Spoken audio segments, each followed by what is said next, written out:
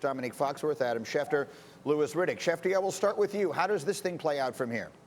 It's not hard, Greeny. You heard John Harbaugh himself say he's certain that they're going to sign him to an extension. This is something that the Ravens have been planning for, budgeting for, getting ready for. He's going to get a deal done. We saw it last offseason when we saw Patrick Mahomes and Deshaun Watson sign new deals. This is the offseason where Lamar Jackson becomes eligible for an extension on his contract for the first time in the NFL, and he is expected to sign one.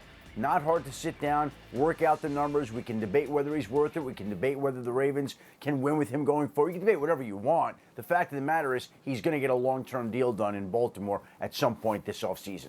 Well, start thinking about what the numbers may look like, though, Louis. Patrick Mahomes' contract, that may be one of one. That might be an outlier that we will not see. The next level there is Deshaun Watson money, if you will.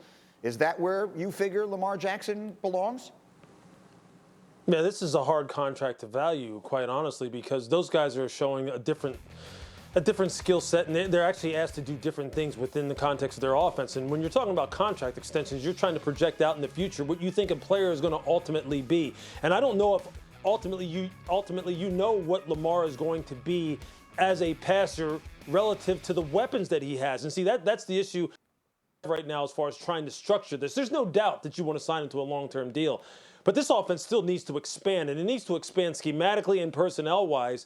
So how do you really come up with a contract structure that makes sense for you relative to what these other guys are getting paid? Because he's asked to do two totally different things.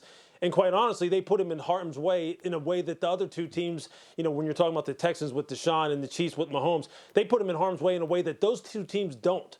So that's the hard thing for me, although there's no doubt I would not let him get out of there. It's just how do you do it? And Domonique, on our show on Wednesday, you brought up a very intriguing possibility of an addition you think the Ravens could make that would make a very big difference.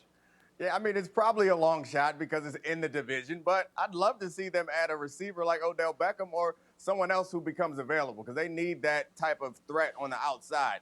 I don't imagine that Cleveland is crazy enough to send that type of talent to their in-division rival, but if they could get someone like that, it would really help Lamar. And I do think the point that Louis brings up is a very good one because the injury risk is potentially a bit higher for a guy like Lamar because they use him like a running back. So investing a great deal of money in a player who is a quarterback but also is your best running back is kind of scary and risky, especially in the NFL where people tend to say you don't want to pay running backs just because of that reason. Yeah, we'll keep a close eye on that. And obviously, the free agent wide receiver market is going to be fascinating this offseason. Names like Allen Robinson and Kenny Golladay, and maybe, just maybe, Odell Beckham on the move. These are the conversations we have every weekday morning starting 8 a.m. Eastern. It's Get Up on ESPN.